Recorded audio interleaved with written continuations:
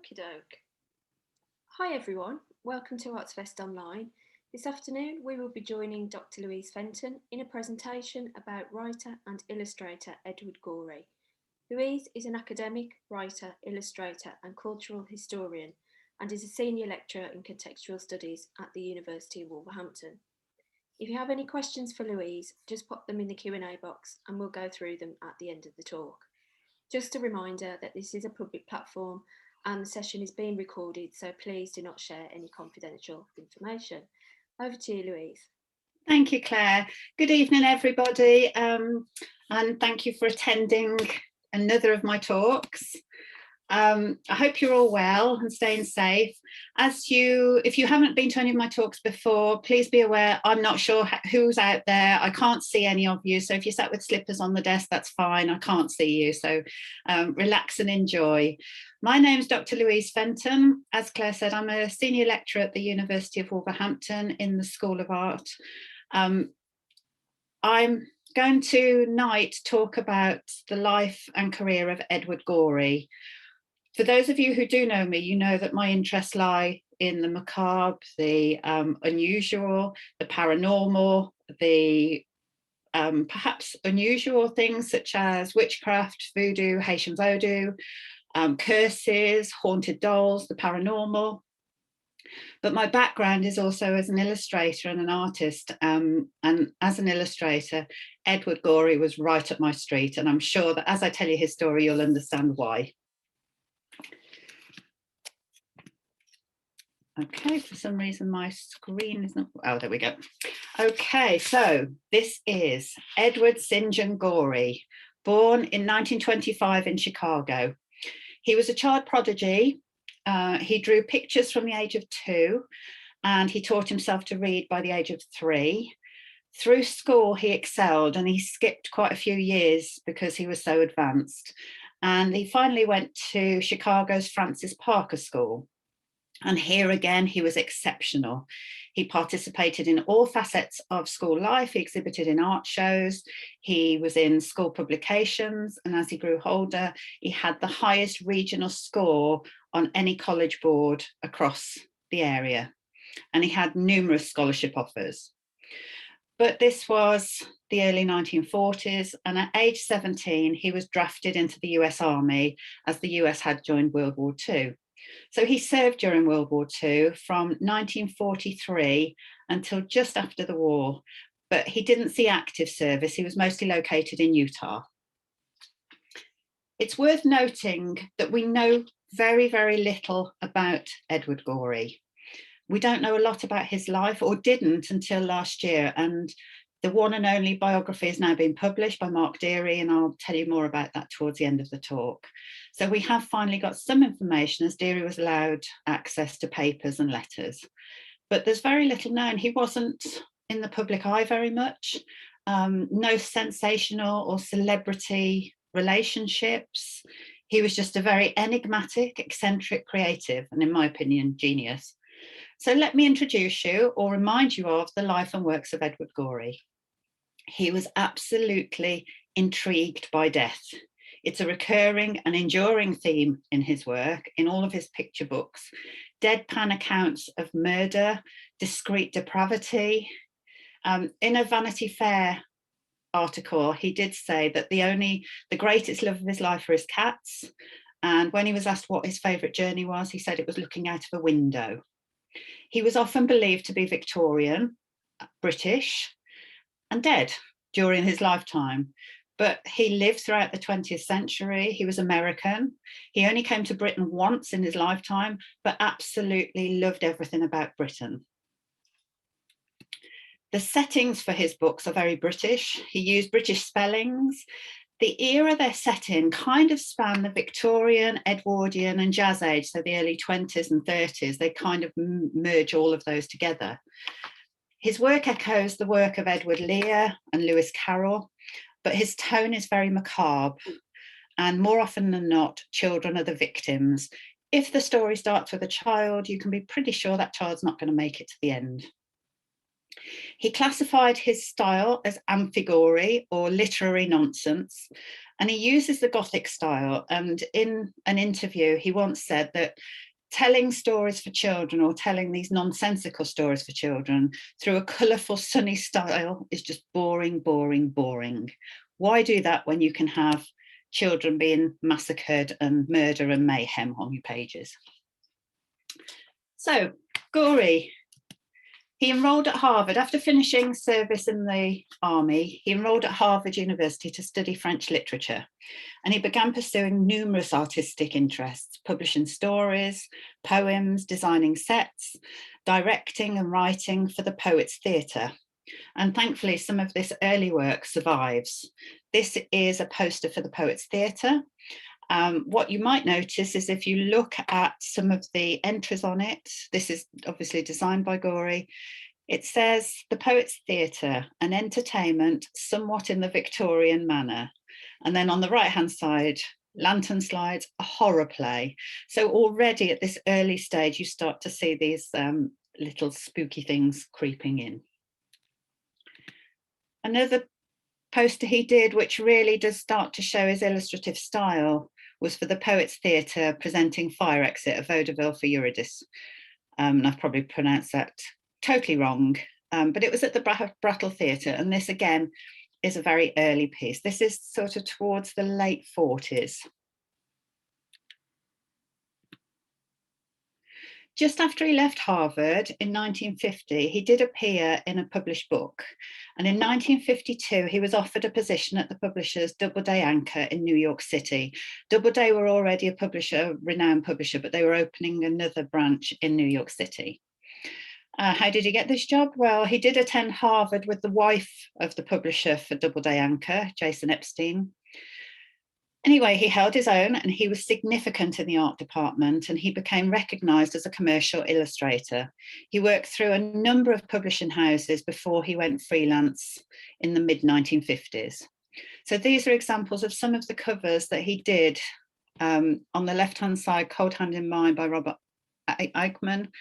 John Bellairs is another one he did quite a few covers for and worked with a lot. The second one is The Drum, the Doll and the Zombie. Victory, a novel by Joseph Conrad. And on the far side, The Wanderer by Alan Fournier. But you see that scratchy hatching, cross-hatch style. They're all pen and ink. It's very unusual to see colour on any of his pictures. They're nearly all black and white. There is the occasional one you'll find with a splash of colour, but pretty much always black and white.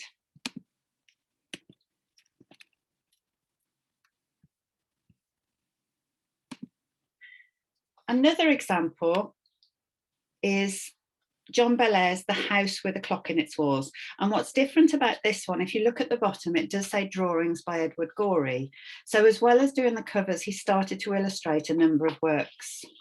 The House with the Clock in the Walls, you've probably seen, it's a film now, I think with Jack Black, but he illustrated this cover, but he did these wonderful illustrations. And here you start to see this cross-hatching, very British styled wallpapers and interiors, and they have a very atmospheric nature. There's this very Gothic and atmospheric feeling about them. Another cover from a book he did was The War of the Worlds by H.G. Wells. And this is another one that he did draw a series of drawings for. These are his drawings for War of the Worlds. Now, they're not my favourite, but you do start to see the macabre and the sinister coming in. In the picture in the bottom right, you've got the skulls and the skeletons. But yes, he did illustrate those. While he was working in publishing, he was producing his own works, and his first published work was The Unstrung Harp. This had excellent reviews, and it boosted the start of what was to be a 50-year freelance career.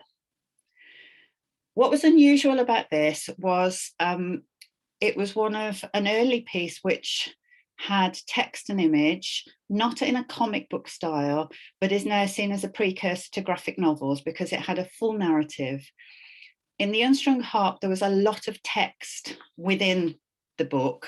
I'm going to read you the text that goes with the first image. This story is about a an author and how he has to deal with becoming an author. So the first image in the middle, some weeks later, with pen, ink, scissors, paste, a decanter of sherry, and a vast reluctance, Mr. Earbrass begins to revise the Unstrung Harp. This means first transposing passages or reversing the order of their paragraphs or crumpling them up furiously and throwing them into the wastebasket. After that, there is rewriting. This is worse. It's worse than merely writing because not only does he have to think up new things just the same, but at the same time try not to remember the old ones. Before Mr. Earbrass is through, at least 1/3 of the Unstrung Harp will bear no resemblance to its original state. So it's quite a significant amount of text in these early works. That's a double page spread from the book. So you can see a lot of them are handwritten type rather than typed. As books got republished, they were typeset instead. But it's quite a lot of text, and this was to change. He was quite eccentric, as I said, quite memorable to see. And when he arrived in New York, he was often seen wearing his favourite raccoon fur coat, or later in floor-length furs. He had his ermine, he had stoat, he had these very long, obviously not acceptable now. And with his passion and love for animals, which became apparent in his later life, highly unlikely that he would wear them, but they were his trademark. And in many photographs you'll see of Edward Gorey, he's wearing one of his fur coats. When he was in New York City, he had an early association with the New York City Gotham Book Mart. He was an avid reader.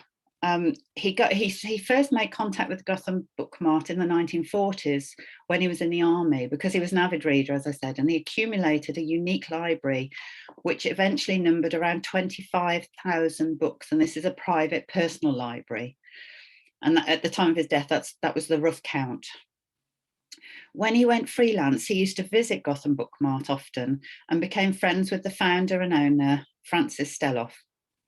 When he launched his own press, which he did, the Fanbod Press, in 1962, many of his books were sold through the Gotham Book Mart.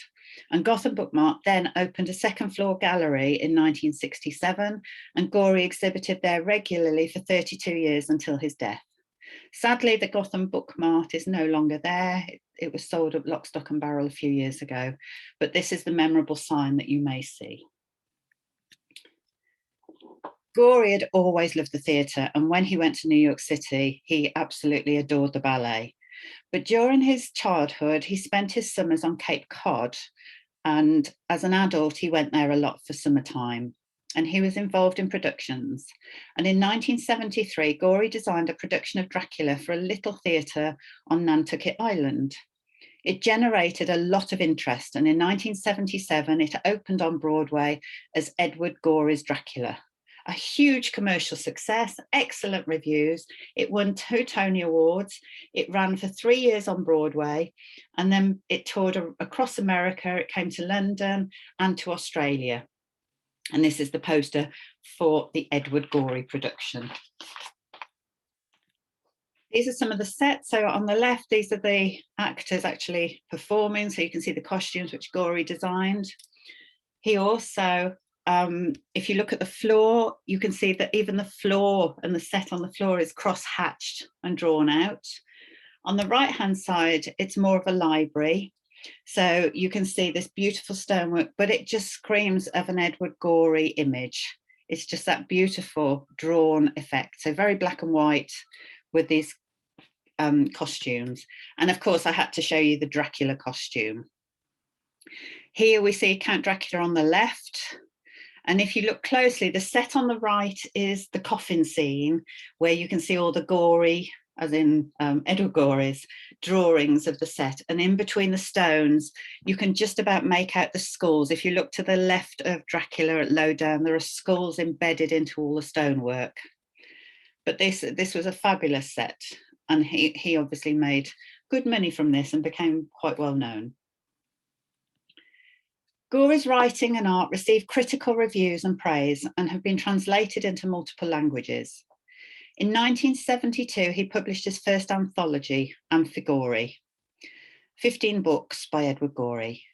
and it was 15 of his early works. So these are dated from around 1953 to 62. The New York Times selected it as one of the 5 noteworthy art books of 1972. 3 more anthologies followed: Amphigori 2, which you can see on the right here, Amphigori also on the left, and Amphigori again. So if you do want to have a look and purchase, they're about £15 each. They're still in print. You can buy them at bookshops and obviously Amazon, where you can get everything, ABE Books, but they are still around. An original Gorey is almost impossible to get your hands on, but many of them are reprinted. So if by the end of this talk you're fascinated by him, do buy one. I'm often asked, why was he not more well known? Why wasn't he really famous? And one of the problems was because commercial illustration didn't hold a lot of credit. And the critic Clement Greenberg wrote an article dispelling commercial art and illustrators as sort of the lowest of the low. It didn't stack up against fine art, despite Gorey producing all these amazing book covers, illustrating numerous books, writing and illustrating his own, doing the Dracula set. It just didn't have the same credibility as art. However, he was prolific, and what we're very lucky is that so much of it has lasted. Gorey's strong interest in book design from his early beginnings through to the Amphigori series expanded, and he started experimenting with other forms. This is one example of The Dwindling Party by Edward Gorey, and this is a pop-up book, obviously. So on the right-hand side, you can see 2 of the double-page spreads of the pop-ups. This did have a splash of colour in, but was predominantly the black and white crosshatch that we know and love. He also played around with different ways of doing pop-up books, and this is called the Tunnel Calamity. It's a kind of concertina book with a little hole in it, and each layer, you can see on the picture on the left, it's got layer after layer after layer, and if you look at the image on the top right, that's what you see when you look through the hole into the hallway and into this tunnel. And it's the Tunnel Calamity, so you know awful things are going to happen in there. But the picture on the top right is with the light shining through. And he did lots of other ones like this. This wasn't, there were numerous. From 1975 onwards, Edward Gorey became more involved in printmaking and produced a variety of limited edition prints. Through the 1980s and the 1990s, Gorey worked with Emily Trevor to produce etchings. This is one example of an elephant. Elephants and cats featured very much in his etchings. But this is, I know one of them is a tabletop, a lady stood under an elephant as a table. This is a man lolling across the back of an elephant. The cats appear. Gorey loved his cats. The one on the left is the cat gazing at the moon. The one on the right is an etching of a sleeping cat. This one, sorry, it's a little bit askew, but this one you can just about make out. There's a little girl on the left with a giant cat, and this is called Cat Stalking a Little Girl. So the sinister aspect never really left, even in his etchings. Gorey spent childhood family holidays on Cape Cod, as I said, and his summers there as an adult. And with the royalties he made from Dracula, he bought this 200-year-old sea captain's home, and from 1983, this is where he lived permanently. His work was absolutely prolific. He was involved in experimental plays, and the plays were with puppets and humans. He was involved with publishing his own works, exhibiting, creating the etchings, and he did continue with some commercial projects. But this house became the museum. It's the Edward Gorey House Museum. So on his death, he did pass it over to be a museum in his memory. And thankfully to them, that's how we know a lot of what we do about Gorey. In 1980, he was asked to design animated introductions for the Mystery series, which was a television series about, mysteries and murders. And he worked with the animator Derek Lamb.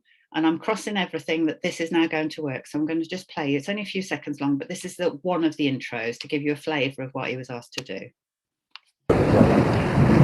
Mystery is made possible by a grant from Mobile Corporation.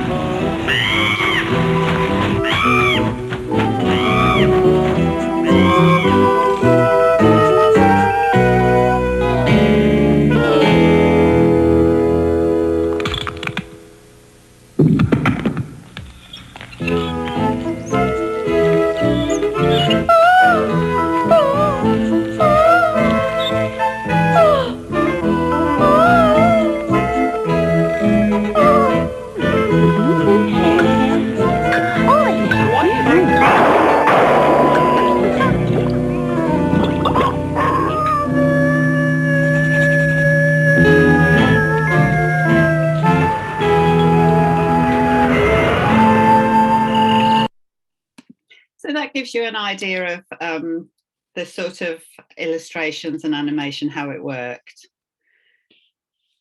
The figure of the lady who was draping herself over and making the weird sounds, she appears quite in most of them at some point, so worth looking out for her. But all of those are available on YouTube. Just look up Mystery and Edward Gorey and you can watch them. They're only a few seconds long, each of them.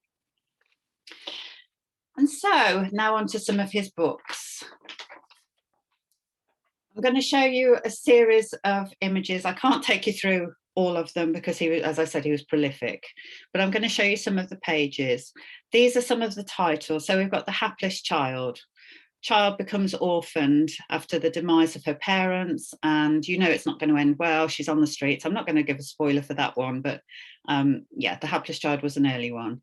The Listing Attic is one of the most, it's a series of limericks that some are not politically correct anymore, but some of them are quite amusing. They're darkly humorous. If you're easily offended, I would say don't look at them, but they cover murder and mayhem as you would expect, and depravity. The Lavender Leotard is inspired by his love of the ballet in New York City. The Willowdale Handcar, or The Return of the Black Doll, is one of my favourites. As you know, I have a passion for creepy dolls.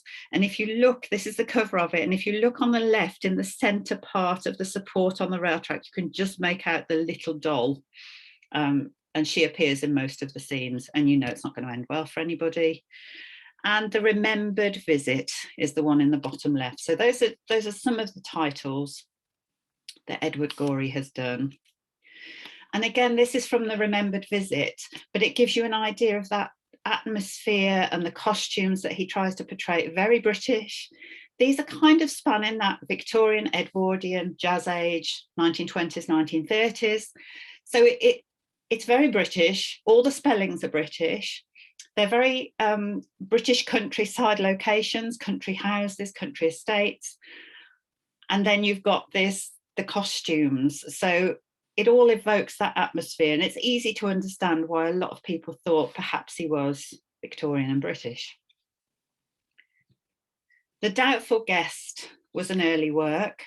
It's about this strange little creature that turns up but never goes away. There were 2 panels per page, and what was different about this and the shift from those early pieces for the Unstrung Harp is that the text was getting less and less. So in the Unstrung Harp, it was quite a lot. Here, there are no text at all on the first 2 images on the left. I'll just read out what the text says in case you can't see it. But what we have on the right, this is how it was laid out. So it's almost handwritten style text. On the right-hand side, when they answered the bell on that wild winter night, there was no one expected and no one in sight. Then they saw something standing on top of an urn, whose peculiar appearance gave quite a turn. So you've got this strange little creature suddenly appears.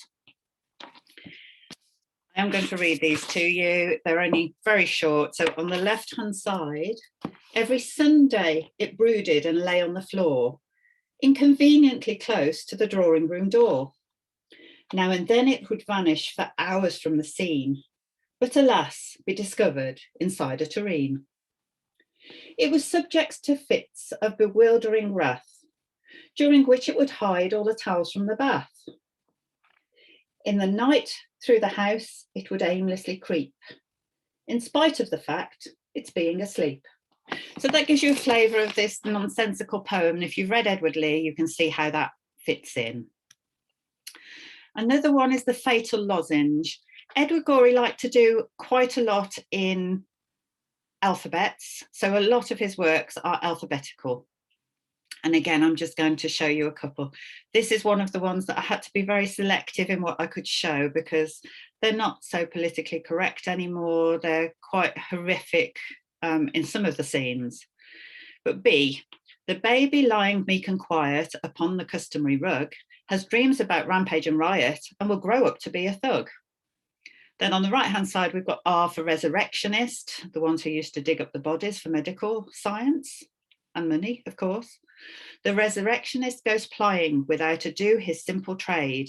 Material is always dying and got with nothing but a spade. And J for journalist. The journalist surveys the slaughter, the best in years without a doubt. He pours himself a gin and water and wonders how it came about. So this gives you a little insight into Edward Gorey's mind. One of my favourites, and the one that got me hooked originally, is the first of the Vinegar works. It's 3 volumes of moral instructions, he calls them. But the very first is the Gashly Crumb Tinies. And this is an A to Z of how to dispose of children. I think that's the only way I can call it. But this is the image that really grabbed my attention. And I myself thought that Edward Gorey must have been from, late 19th century, early 20th. Had no idea these were done in the 1960s. But the Gashly Crumb Tinies. I'll just read you the first 6. A is for Amy, who fell down the stairs. B is for Basil, assaulted by bears. Oh, and I've lost my third one. Oh, there we are. C is for Clara, who wasted away. D is for Desmond, thrown out of a sleigh. E is for Ernest, who choked on a peach. F is for Fanny, sucked to dry by a leech.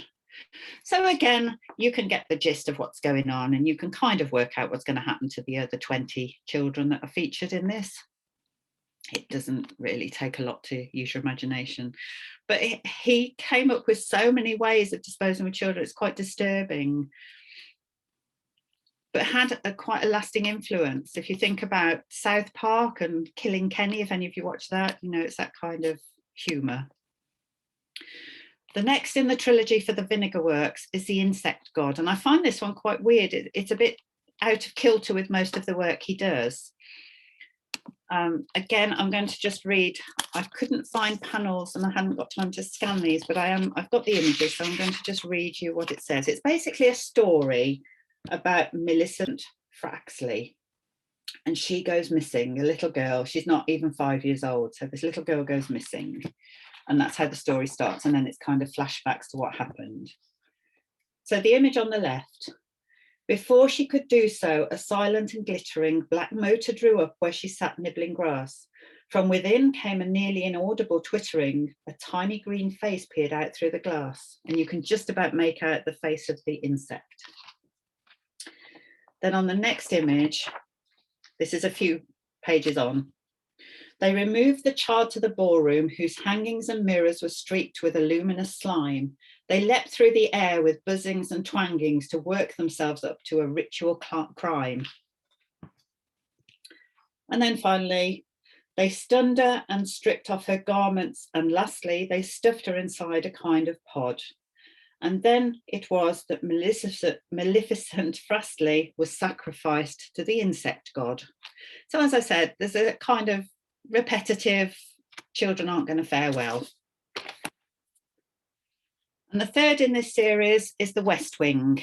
And this one is quite unique because there's no text whatsoever in this. It's purely a visual narrative going from panel to panel. And I'm just going to show you some. It evokes this really Gothic manor house, empty rooms with shadows and little hints of people lurking around corners and something quite strange going on. There are shoes left on the floor. In the left one, we see this floating shadow. In the right, we see wallpaper peeling off the walls. The Disrespectful Summons is one of my favourites. It's the story of the devil approaching, and they're quite strong images. So again, these are just selected panels. It's quite a short story, this one. The devil gave a sudden leap and struck Miss Squill all of a heap. He swooped her up from off the ground and twirled her madly round and round.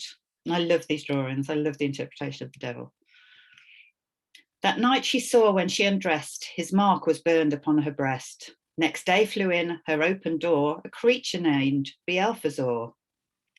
So the story is this woman gets pushed over by the devil, then this little demon called Beelphazor suddenly appears and starts getting her to do strange things.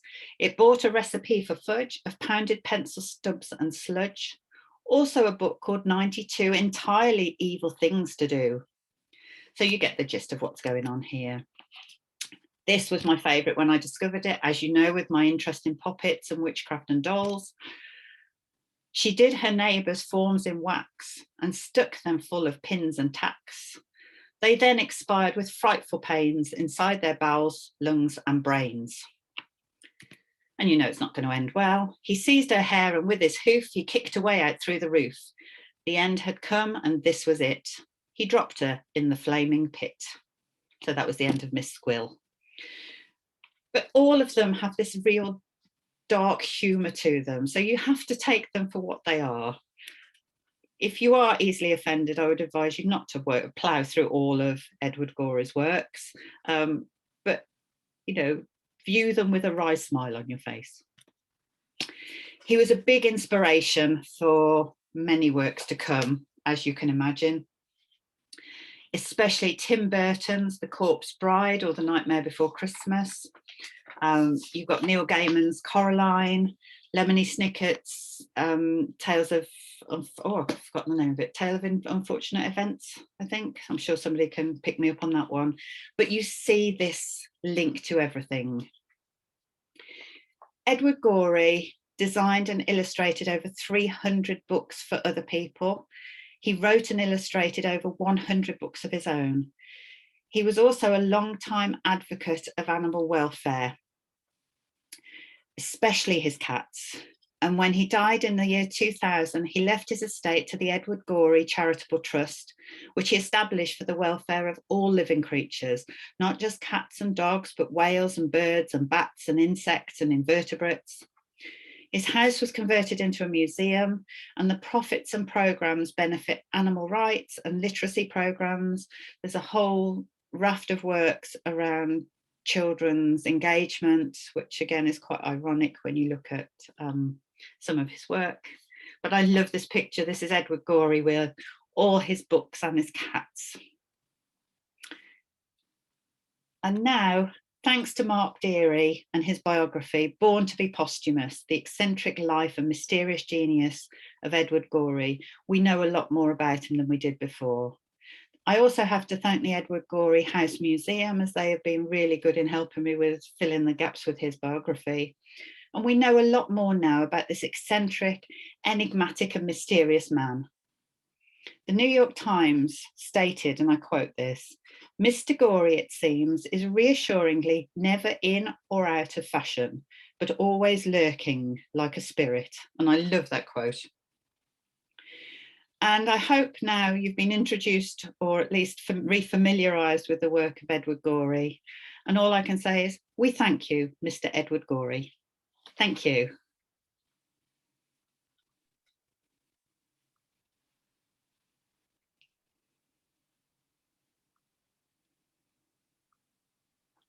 Thanks, Louise. We've got a few questions, if you're all right to take those. Absolutely. Okay, so one from Maria. She wanted to know what year the illustration was made, the one with the doll on the tracks at the beginning of your talk. Oh, the little black doll. Yeah, that was around, I think it was either 59 or 60. It was between 53 and 62, but I think that one was around 1960. Okay, thank you. Louise, you're still sharing your screen? I'm not now. Thank you. Okay. This one's from Anne. I think Louise referenced the generally low status of illustrators compared to fine artists. She wonders whether the advent of superhero comics had any impact on the status of illustrators, or did the illustrators of comics share the same lack of appreciation until fashion developed? It's hard to say. I think obviously the comic book illustrators, the big names, especially in Marvel and DC, they did raise the profile of the comic strip and the comic book. I think Edward Gorey quietly had a massive contribution towards graphic novels that perhaps is a little overlooked. But I think of his time in the 50s and 60s, commercial art wasn't held up in very high esteem. And he was also, although very eccentric and enigmatic, he stayed below the radar. He was never one to be in sort of have salacious affairs with celebrities or be out drinking. He led a very quiet life. And he was always asked about his sexuality, which I haven't gone into today because I don't see the relevance.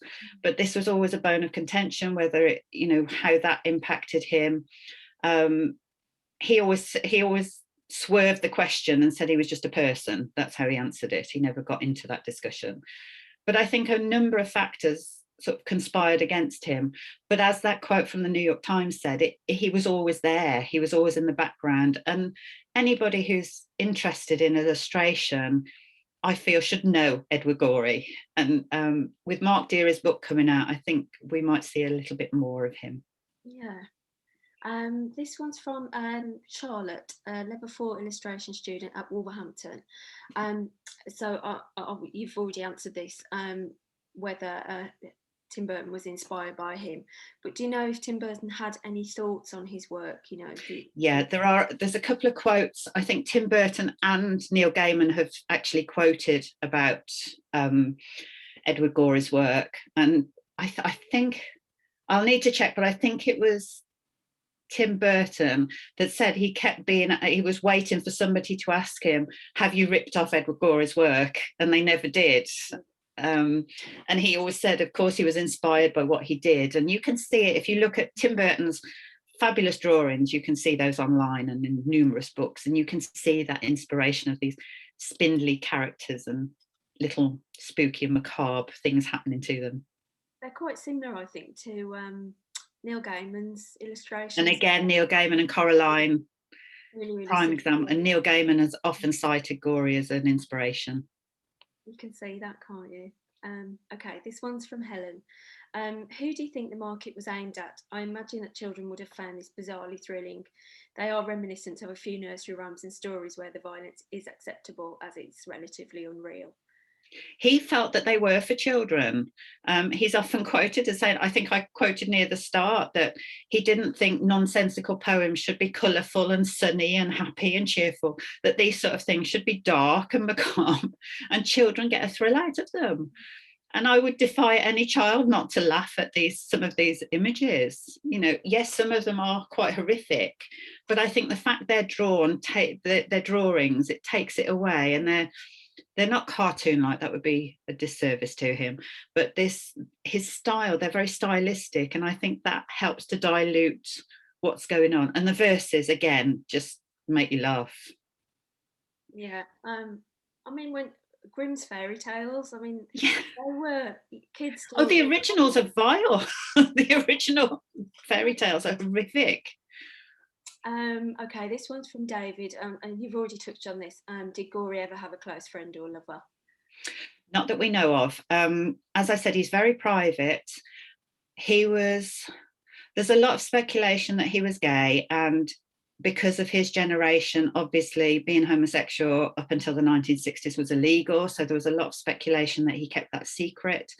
However, there is no evidence. He did have infatuations about people. He became infatuated with what people did, but they tended to be other artists or designers or writers, or set designers or ballet. He did have those infatuations, but not in a sense that it was to build into a relationship. He just admired them, and he never liked to speak about his relationships.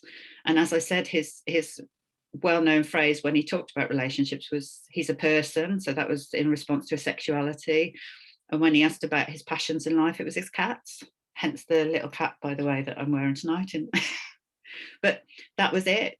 He never liked to travel very much. He did get over to Scotland and England once, absolutely loved everything about England, but never really came. And he said his big journeys were to Cape Cod and looking out the window. So very, very private man. And I think this is why we know little about him, because he wasn't a big publicist. He didn't go and seek the limelight. Yes, that's quite refreshing, isn't it? Okay, this one from Maureen. She said she has an obituary that she cut out at the time, if you would like a copy, Louise. Oh, that would be lovely. Yes, please. That would be great. Okay, one from Denise. Is there a comprehensive list of books, not his own, that Gorey illustrated? Is that a cost-effective way to collect his works, do you think? I think as an insight into his work, get the Amphigori series, because he did those, he brought them together. So he selected which books were going to be in each of those 4 volumes. And I think over the 4 volumes, that must cover about 75 of his works. So that's quite a lot of the ones he did for himself. As for the ones he did, I'm not aware of a full list, but I could be wrong. It may be that the Edward Gorey House Museum has a full list. But I think the fact that he did over 300 and he did them for other people, he illustrated for all sorts of people. It wasn't, I've given you a very small sample, but I'm not aware of a full list, but I'm sure there must be one somewhere. But as for his works, definitely Amphigori, because he pulled those together to collate all of his books. Okay, this one from David. Were Andy Warhol's early commercial illustrations influenced by Gorey's style? I'm not aware of that, but it was interesting because Andy Warhol had that whole big discussion about commercial illustration and commercial art. There's quite a lot written about what Andy Warhol thought about commercial art and how he turned that into a fine art. So that's quite interesting, but I'm not aware of any of his influences, because again, when Andy Warhol was starting out, if we're looking at the 50s and 60s, Gorey published his very first book in 1953, and they would have been more aimed at children at the time, even though they then became very popular with adults, obviously, because of the content of them. But I'm not aware of that. Okay, thanks for that question. This one from Helen. Did he use reference material in particular for the clothes, or were they more just a general idea of the styles? Also, were they accurate with, for example, all the clothes in a group of people being from the same period? Okay, he was fascinated by everything British, so he would have had, if he didn't use direct visual reference, he would have looked at all of those things anyway, so they'd be in his mind. Most of his drawings he did out of his head, but those costumes, that one image I showed you from the remembered visit, where there's sort of a whole group of people, if you look, some of the costumes could be deemed Edwardian, some could be deemed as 1930s.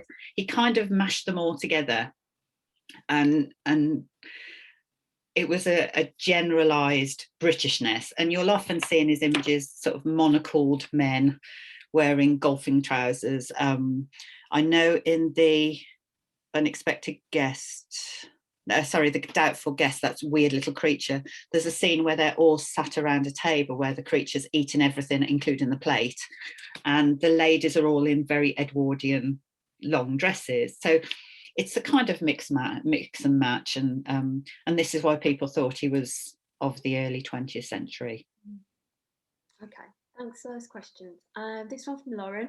Thanks for a wonderful talk. Just a memory that one of the many delights of Gorey's black and white Dracula sets on Broadway was the one small red detail in each scene that was sometimes difficult to spot. And he did that in some of his books as well. And on his book covers, you might see just one spot of a colour. But obviously the Dracula was the reference to the blood, which appeared across the sets. And it was lovely. That's what made him his fortune. He'd already he had amazing reviews in New York when he first published his own book. So that raised his freelance career. But Dracula really put him in the public's eye, and it was known as Edward Gorey's Dracula. But I'm not convinced that people knew that it was Edward Gorey was the actual set designer and costume designer. I think it might have just been assumed it was an interpretation of Dracula by Edward Gorey. So again, it did make him famous. And yes, that single red dot was wonderful. I wonder if the guy who directed The Sixth Sense sort of took that from him. Who knows? I mean, his influence is far and wide, and you know, he's sort of a very famous, not very famous person. That's kind of good. Okay, this one from Susan. Did Gorey enjoy Edgar Allan Poe? Do we know the illustrators he was influenced by? We don't know, but when you look at the list of, he was often cited, he did in an interview say that he was very influenced by the Surrealists. Not so much on previous authors, but very much so on the Surrealists. He loved Dali, he loved de Chirico, and some of his references are to collages. So there is that documented. Other than that, I'm sure he would have read Poe. He would have read those because he was so well read. He had a library of over 25,000 books, and it was known that he read a lot of them more than once. You know, I can't even comprehend how you get through that many books in a lifetime, but he did. So I'm sure he would have been aware of those. Okay, this one from Shona. Is it known who inspired Gorey in his unique, scratchy, illustrative style? I think, again, that's going back to the illustrations of the late 19th century. If you look at Victorian and Edwardian images, they're very much of that style. And he often said, you know, he was an Anglophone. He just loved everything about England. And I suspect that he was very influenced. And as I said, he was also influenced by the Surrealists. And he said he classed himself as a kind of nonsense poet like Lear and Carroll, but also a surrealist like Dali and de Chirico.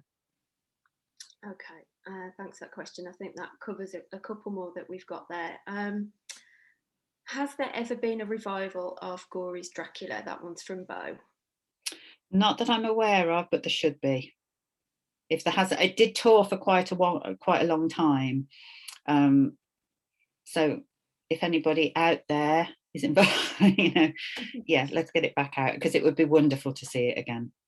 Okay, this one from Paul. Did his theatrical productions share the same morbidity of his books and illustrations? Absolutely. He did puppet shows, he liked to do experimental theatre. Not much is documented, and I haven't focused on that because I'm very interested in his visual narratives on paper and his books. But I know that his plays and his puppet shows that he did in Cape Cod were deemed as experimental. Well, when you look at Gorey's work, it's experimental already. So I don't know what he did that made it more experimental, but it'd be interesting to find out. Okay, this one from Jackie. What do you think the doubtful guest represents? Well, I think it's that if you read it, it's quite amusing. And it's this person who never goes away.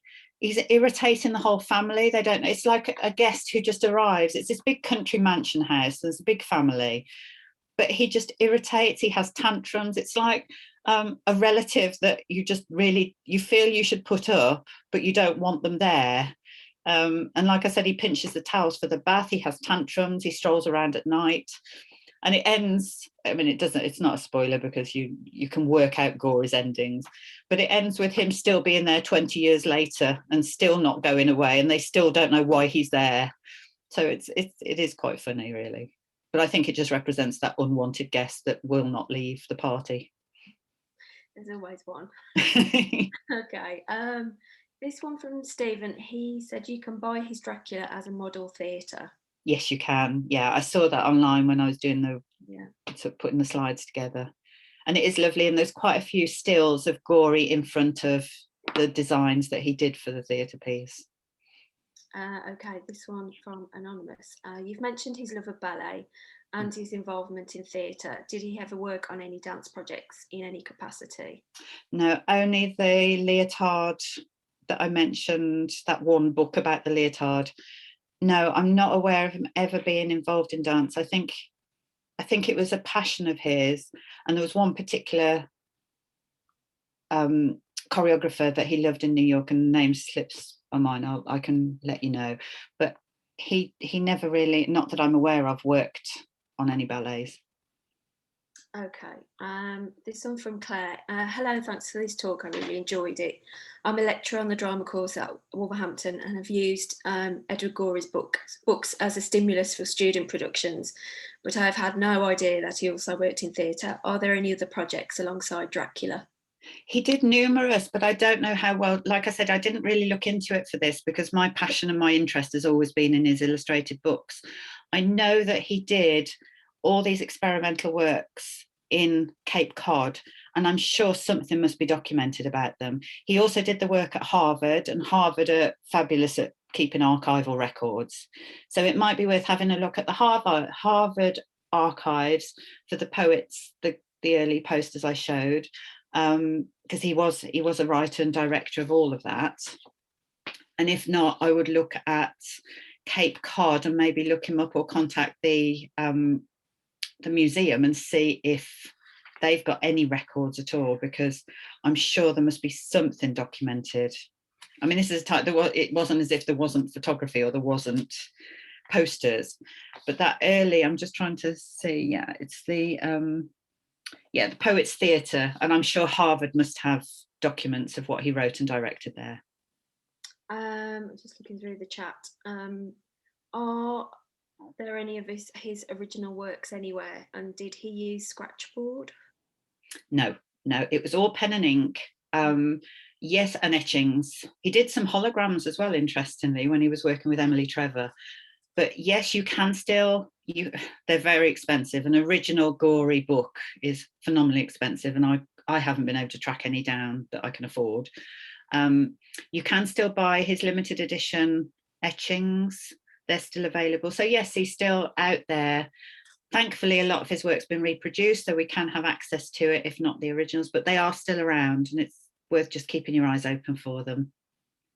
Okay, thanks everyone for sharing those links in the chat. A lot of people are sharing some stuff there. That's really useful, thank you. That concludes the questions, Louise. Is there anything else you want to add?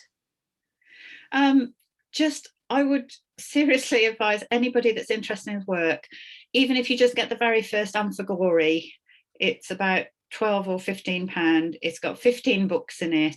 It gives you a real flavour of his work, because it starts with the very early one with the Unstrung Harp with all the text, going through to the West Wing, which has no text whatsoever. So it shows the development of his style over those formative years. And his wicked humour. And as I said, I didn't read them all out because some of them are really not appropriate, in case we have got any children listening, but they're wickedly funny. And if you are even more interested, then his biography is fabulous. It delves into all of the things I've talked about in much more detail. But thank you for listening. I do hope that some of you have rediscovered or discovered for the first time the life and work of Edward Gorey. Thanks, Louise, as always. Hope you all enjoyed that at home and are inspired to go and seek out some of Edward's works. I am, certainly. Our next ArtsFest online event will be this Thursday, the 4th of February, and there's a talk on the Express and Star photograph archives. There'll be some really interesting imagery there.